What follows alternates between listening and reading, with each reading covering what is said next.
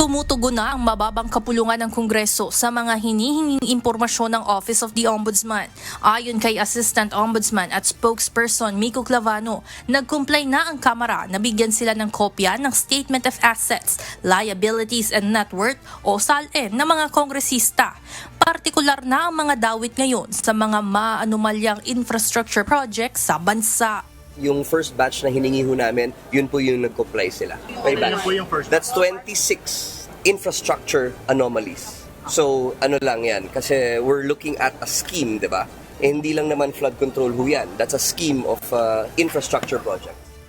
Nito lamang nakaraang linggo, binalaan mismo ni Ombudsman Crispin Remulla si House Secretary General Sheloy Garafil na isa-cite in contempt ito kung hindi makikipagtulungan sa Ombudsman na i-release ang SALN ng mga iniimbestigahan nilang mambabatas.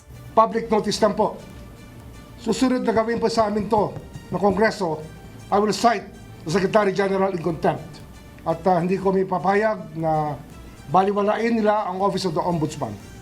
Agad namang sumagot ang House Sec Gen at sinabing ang lahat ng opisyal na komunikasyon sa kanilang tanggapan ay agara nilang aasikasuhin.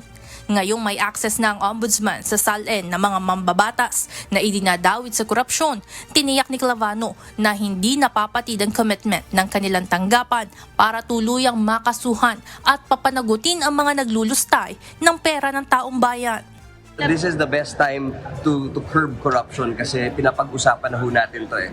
Diba? So, we cannot let this opportunity pass. Hindi naman nawawala po, ang investigation lang po ay ongoing, pero syempre, hindi lang din namin pwedeng i-telegraph lahat ng punches ho namin.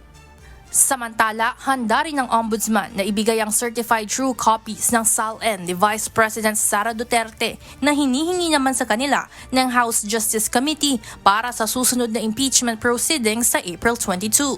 Tanging mga SALN lamang ng Pangulo, Pangalawang Pangulo at mga pinuno ng constitutional body ang hawak ng Ombudsman, habang may sarili namang repository ang mga mambabatas ng Kongreso.